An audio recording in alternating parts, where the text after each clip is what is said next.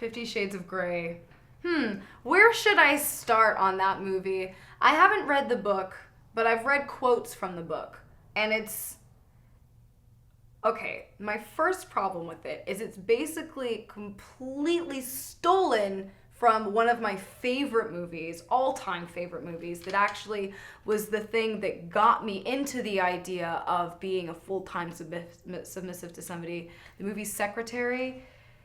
Who the lawyer in that movie, his name is E. Edward Grey, and it's about a secretary that gets a job for this kind of like sadistic guy who then leads her into this world.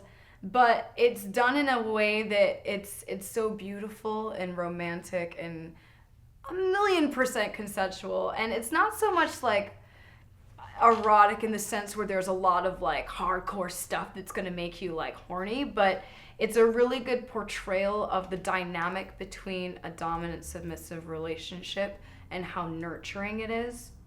Because the movie Secretary, she starts out as this very meek, shy self-harmer who, you know, never spoke up for herself. And through her relationship with Edward Grey, he like will tell her, no, you're going to walk home and you're going to be a strong woman. And she do it because she's a submissive and she wants to do what he's telling her to do, but it's in such a nice, loving way. And yes, there's, you know, the whips and chains and that whole dynamic, but like there's a really beautiful scene at the end where he's just kissing all the scars on her body from all the self-harming. And 50 Shades of Grey is basically about this crazy, obsessive abuser who's a billionaire, and this girl doesn't want it to happen, but she's just like feels forced. It's basically about an abusive relationship. But the real problem that I have with it is that it's giving all of these vanilla folk who don't know what real BDSM is, it's making them believe that it's this way.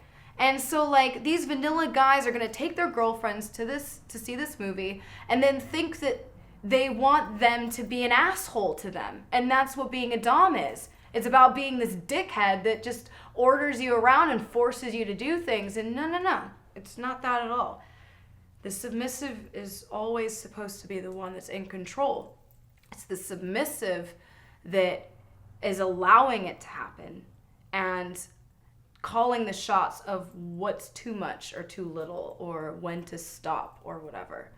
And in 50 Shades of Grey, it just completely vilifies all of that. It's, yeah. Yeah, they completely missed the point.